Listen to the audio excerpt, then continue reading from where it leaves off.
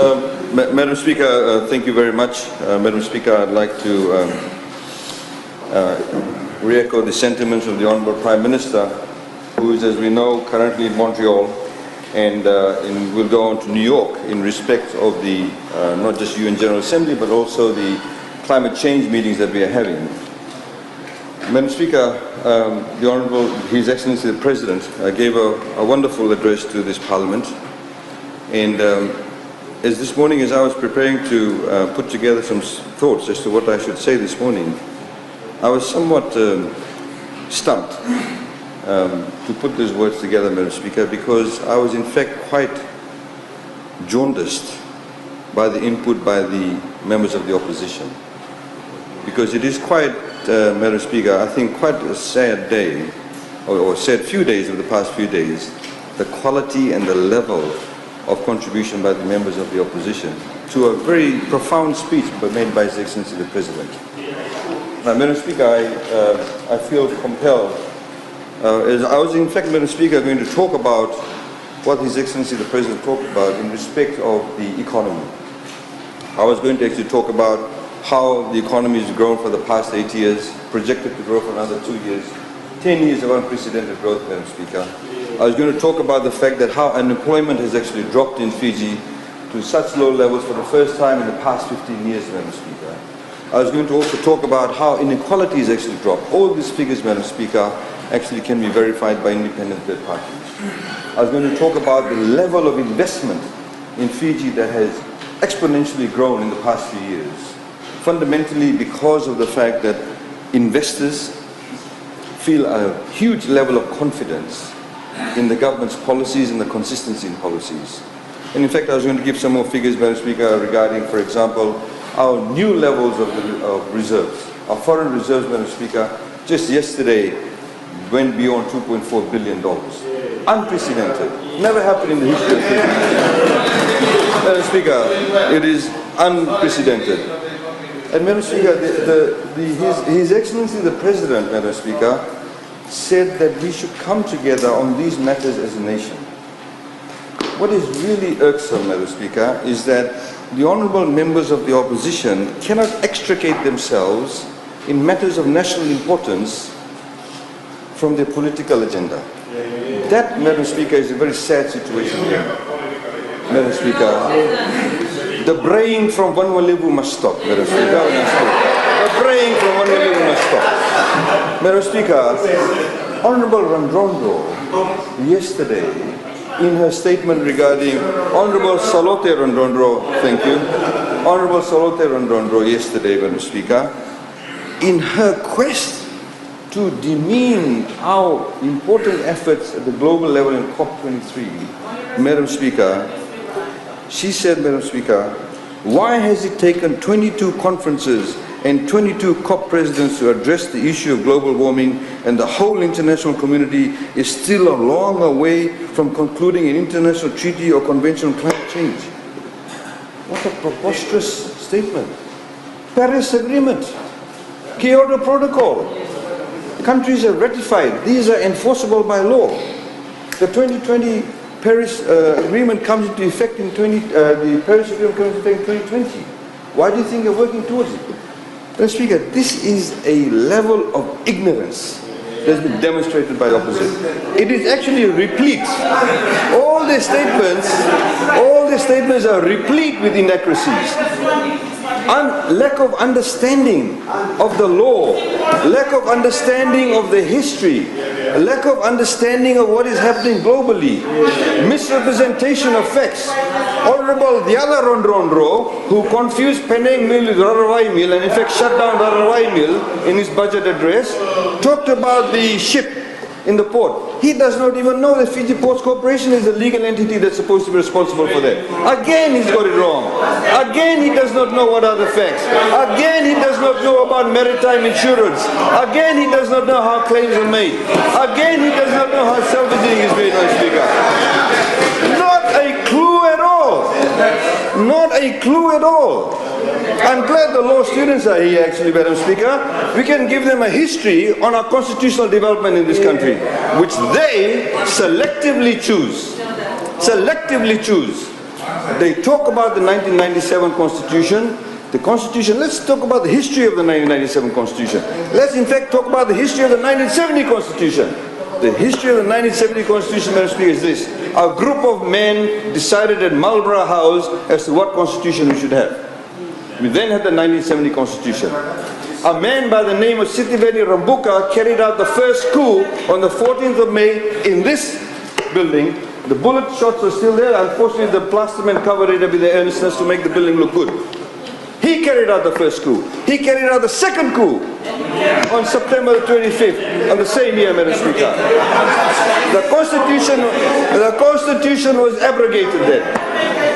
We had 5 years of decree-led governance. We then had the 1990 Constitution that did not get approved by any parliament. A group of men went around Fiji calling themselves the Constitution Review Commission, and they put in place the 1990 Constitution, which entrenched ethnic voting. Skewered ethnic voting also, Madam Speaker. And let me get back to all of that too. Madam Speaker, and then, Madam Speaker, you see, these are the people who want to run a 21st century modern state of Fiji. These are the people. Madam Speaker, and then the 1990 Constitution, then they had a review.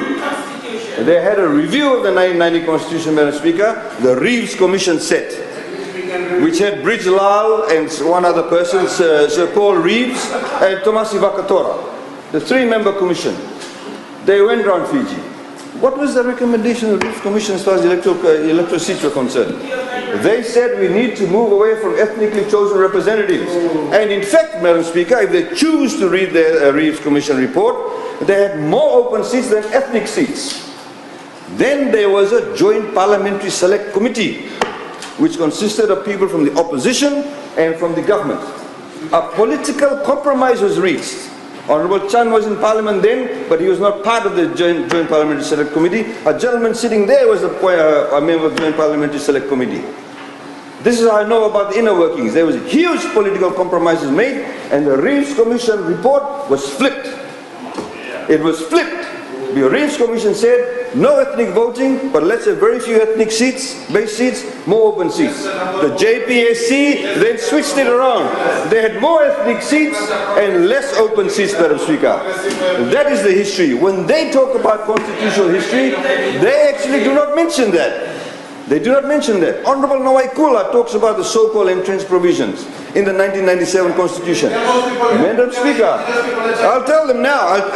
Don't worry, I'll tell them. Madam Speaker, under the 1990 Constitution, so-called protection, under the 1997 Constitution, Madam Speaker, which they actually hold as some holy grail, it was under those two constitutions that this gentleman here, when he was Minister for Lands, converted Itauke land to freehold land. His provisions. 1997 Constitution was there. He says within the law. This is beautiful. He says within the law. Precisely, Madam Speaker. Precisely. That is the point. The law was flawed. There was no constitutional provision. There was no constitutional provision. Madam Speaker, this is... Madam Speaker. Point of order, Madam Speaker. Point of order. Yes. Madam Speaker, I wish to rise on a point of order, especially on point of order 62. Is imputing improper motive here. By coming up with a decision that was made in cabinet. Yeah, that is highly confidential, Madam Speaker.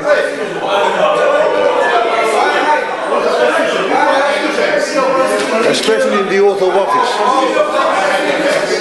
Thank you. You are all aware that Parliament has the freedom of speech. And they can speak. And they are protected. They are protected with the freedom of speech. I will allow that. Madam Speaker, I did not impute, nor did I even directly say that anybody broke the law. All I said, they acted within the law. But the law was profoundly flawed. The law that they say protected Itauke land rights was flawed. There was never, notwithstanding the entrenched provision that Honorable Nawaikula keeps alluding about, it still meant the government of the day could convert Itauke land to freehold land, permanently alienated from the land-owning units. Permanently. They did it in Derrao, they did it in Momi, and it happened within the precepts of the law. The point being, Madam Speaker, the point is, oh, that's what the landowners wanted. Oh, wow! Oh, wow! Oh, wow! This is wonderful. They are digging themselves in the hole. Madam Speaker, you see, Madam Speaker, I really don't want to respond to this because Honorable Karavaki, I really have a lot of respect for him. He's a Talatala. He's going to dig himself deeper into a hole. What he's saying, Madam Speaker, let me take him into history. When Governor in turn started converting, and he said that the Itauke landowners, the commoners, must have a right to choose, must have a right. Madam Speaker, can I?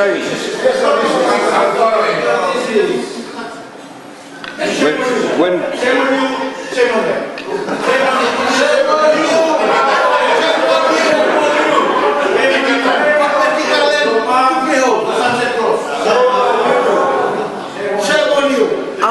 Are we ready to listen now? Thank you.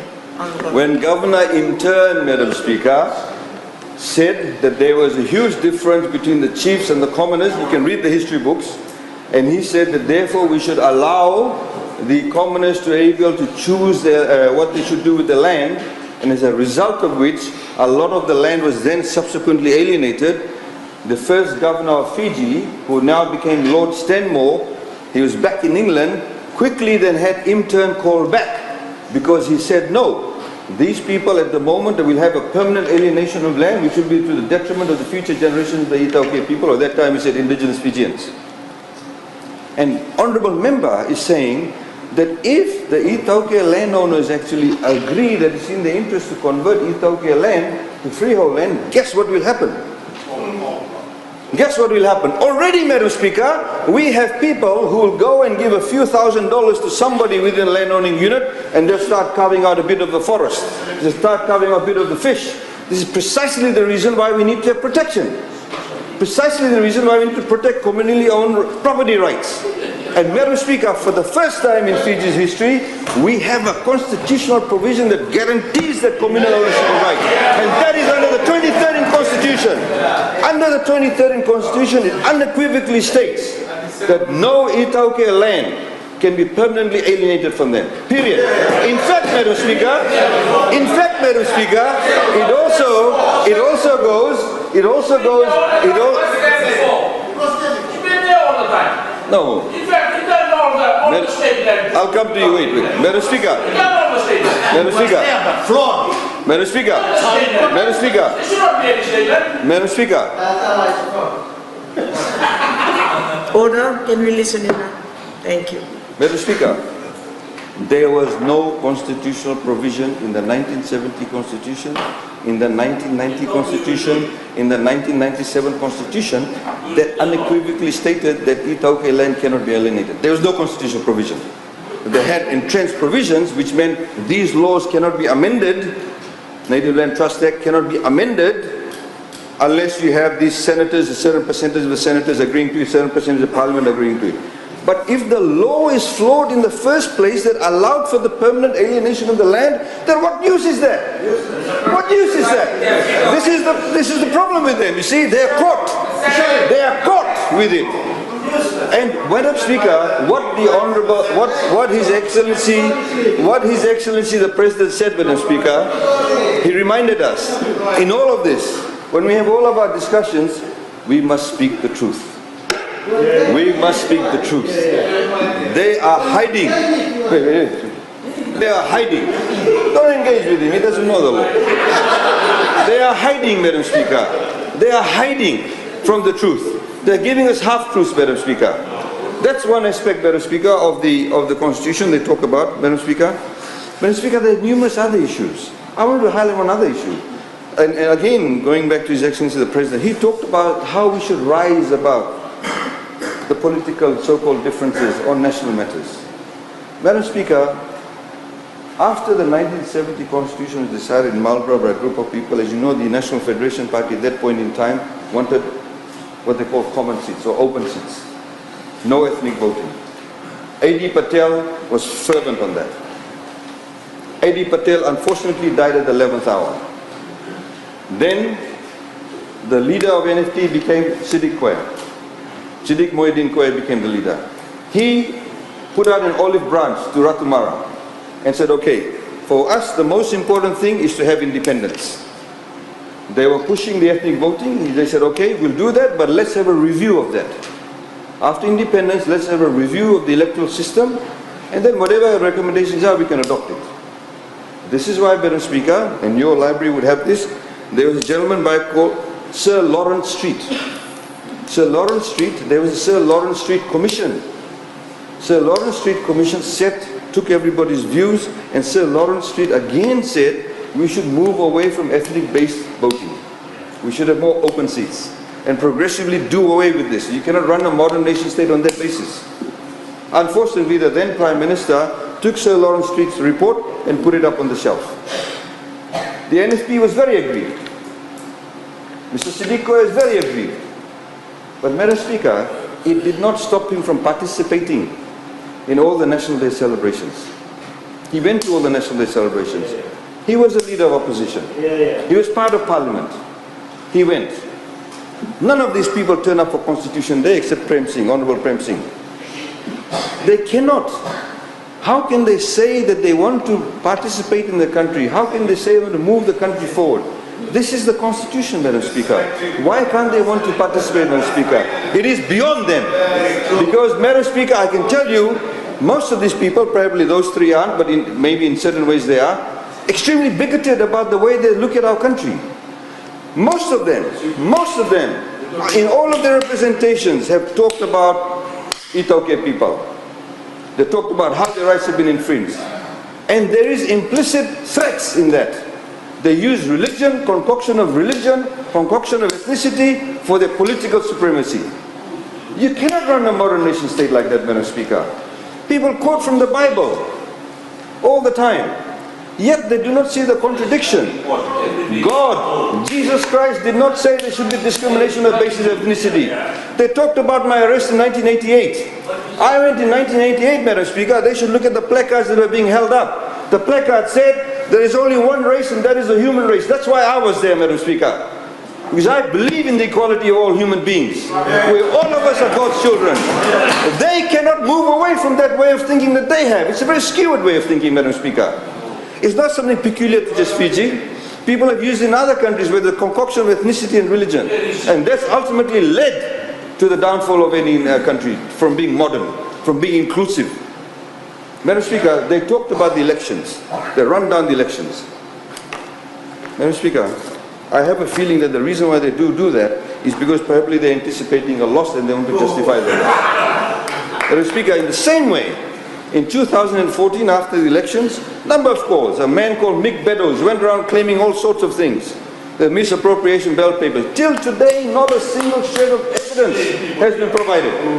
But, Madam Speaker, I think it would be very interesting to put into perspective, Madam Speaker, what the EU mission thought of the 2006 elections. Honorable Karawaki was then the supervisor of elections. Let me read out to you. The development of a new register of voters in late 2005 allowed a larger number of citizens to participate in these elections than in 2001 polls. However, the new register suffered from several shortcomings, including the misspelling of names and incorrect allocation of constituencies. These flaws, as well as the failure to register all eligible voters, meant that a number of voters were disenfranchised in the 5th polling stations observed, Madam Speaker. The equal suffrage, the principle of equal suffrage, Madam Speaker, which dictates that no vote should carry proportionally more weight than another, was compromised due to the uneven numerical distribution of voters in the 71-member, single-member constituencies. The proportion of invalid votes remained high at 9%. 9% in the last elections in 2014 was 0.7 or 0.9%. Madam Speaker, the voter education was not sufficiently effective, Madam Speaker. These included failures to reconcile some postal ballots and acceptance of new ballot papers, Madam Speaker. No, it's not. Very good shot.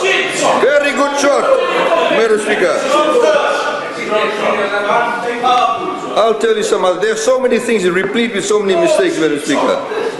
Madam Speaker, the lack of institutional knowledge, Madam Speaker, lack of institutional knowledge due to the downsizing of the Office of the Supervisor of Elections during the inter-elections period, as well as the overly autonomous position of the 4 returning officers, led to a partly incoherent and slow implementation of procedures. The absence of the supervisor, listen to this, the absence of the supervisor at the start of the electoral process, particularly during the organization and the registration of voters and the recruitment of enumerators, was a shortcoming which weakened the entire election endeavor. In breach of the 1998 Electoral Act, the register of voters was not updated annually for the past 5 years. Instead, a new register of voters was compiled in the late 2005, Madam Speaker. Madam Speaker, let me read this some more. The ballot papers, Madam Speaker, the ballot papers printed had several, Madam Speaker. You don't understand. We have a continuous system now. There was a pre-opening system there. You don't understand. I don't understand that. Are we ready? Thank you. Please. Madam Speaker, the ballot papers. All those lies. Madam Speaker, the ballot papers printed had several deficiencies.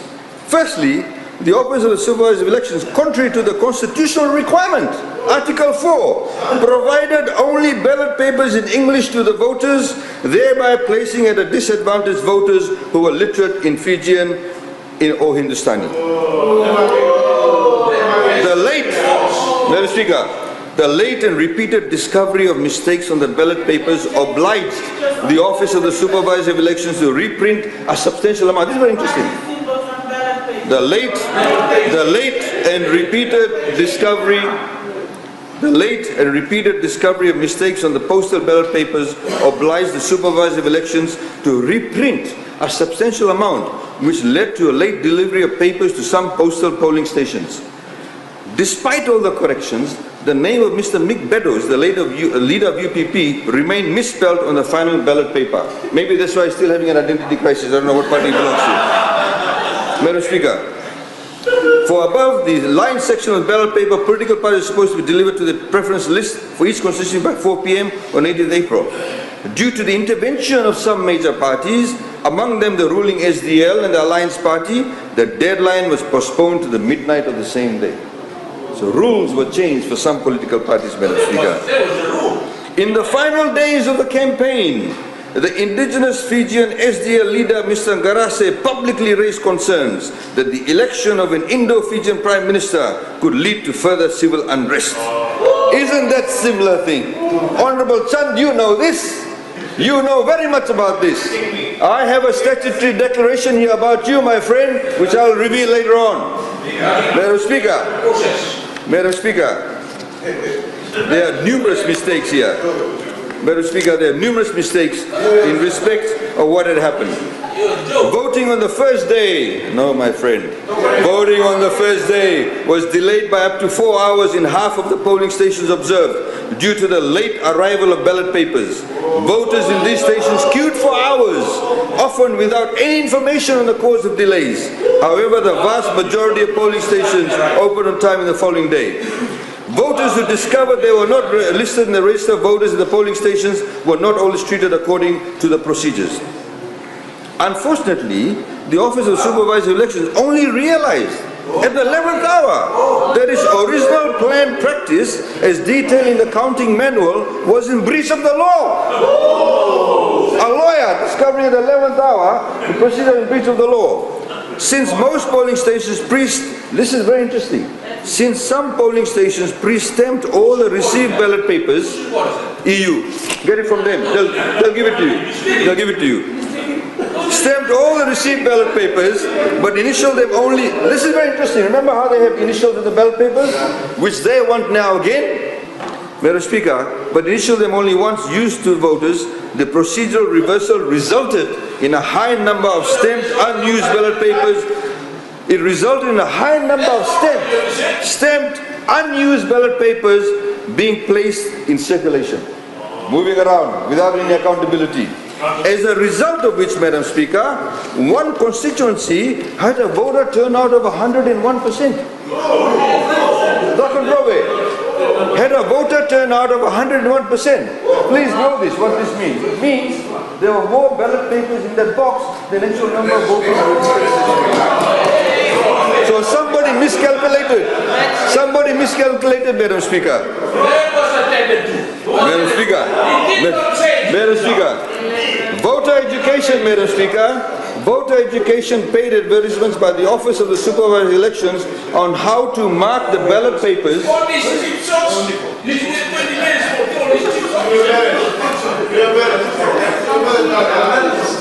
Voter education, Madam Speaker, paid advertisements by the Office of the Supervisor of Elections on how to...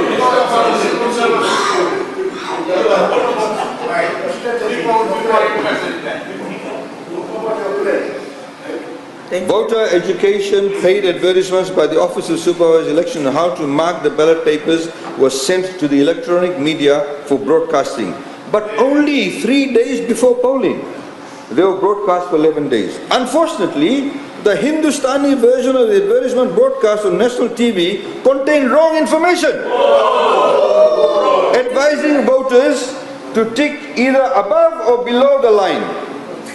The advertisement aired a total of 8 times from 3rd to the 5th of May by Fijian TV, was withdrawn on 6th of May upon the request of the Office of the Supervisor of Elections itself. Furthermore, the wrong Hindustani specimen ballot papers were used throughout the training and voter education exercise.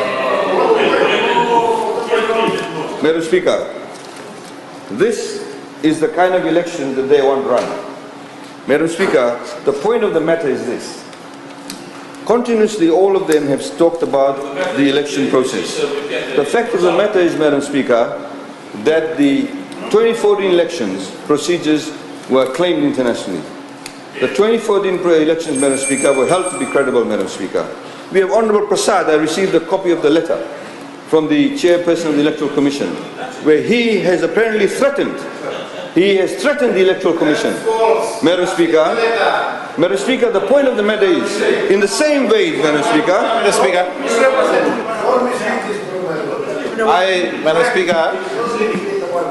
the Honourable Attorney General is misleading the Parliament.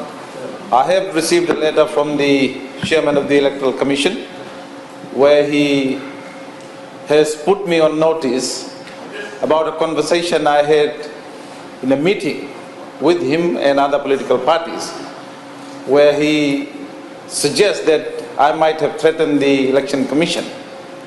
I obviously don't agree with that, and we will be responding to that letter. And it's wrong for the Attorney General to come into Parliament, he's a recipient of the copy of the letter, to come and suggest that I threatened the Election Commission. I think you should withdraw that. No, Madam Speaker. Madam Speaker, I won't. Madam Speaker, I have just said in this Parliament, I'm not misled anybody. I have said that I have received a letter, which I have a copy of over here, an electronic copy, which I can read out, Madam Speaker. In the last paragraph, the Electoral Commission says, to address the Honourable Biman Prasad, it says, the Electoral Commission puts you on notice that it will not hesitate to take necessary action, including legal and penal actions, should it find or feel that Dr. Prasad or the National Federation Party resort to direct or indirect attempts and or intimidation of the Electoral Commission or its members. Prior to that, Madam Speaker, it also sets out verbatim what Honourable Prasad said. What I did say that today I received a letter where the Electoral Commission is saying this. That's all I've said. I have not said, I have not gone about veracity. All I've said, I have received a letter. In the same way, Madam Speaker, ruling. Thank you, Honourable Member Sahel mentioned, if there's any statement that is misleading, that should be corrected there and then, and it has been corrected. Thank you. You may carry on. Thank you, Madam Speaker. Again, Madam Speaker, in the same way, we have the, I think it was Honorable Nawaikula, one of the gang of six sitting over there, saying that, oh, the Auditor General, is doing all this correction, they are controlling Auditor General. Madam Speaker, these people, the Honorable Gang of Six, Madam Speaker, the fact of the matter is this, they do not hesitate, the principle is this, they do not hesitate to condemn anybody or any institution as long as that institution is not doing something that they like. Fundamentally, that's the issue. They will attack the Auditor General's office, they will attack the Electoral Commission or any other body for that matter, question the independence, Madam Speaker, because they don't like what that independent body does. You cannot run, Madam Speaker, a government like that. You cannot do that. They hand on to a couple of things. Honorable Nawaikula, I think Honorable Salote Rondondro talked about, oh, there's some $70,000 worth of medicine was at the harbour and therefore it's wrong. Therefore, the whole medical system is falling, like Honorable Prasad is saying. Madam Speaker, they don't know the facts. They're just grabbing onto a few things. You should have seen the state of the operating theatre at CWM. You should have seen the state of the operating theatre in Lautoka. They should hear about what we've announced in the budget about the renovation we're going to do to Lambasa Hospital. Honorable Chan talks about, oh, there's no free medicine available. When we ask him to provide the facts, oh, I don't have to provide the facts, you don't provide the facts. What kind of brain is that? What is this? This is not a joke. This is a parliament. We are here to discuss on an intellectual basis, as His Excellency the President said, on a truthful basis about the future of our country. We need to be able to, Madam Speaker, ensure that what His Excellency said, we need to be focused on the economic aspects of our country. They have this view, Madam Speaker, in the same way about rights, about the economy. They have this view, they don't believe in growing the pie. They believe that they should only work for sectional interests and we take it from the others. That's the whole philosophical idea that has unfortunately been the bane of our country.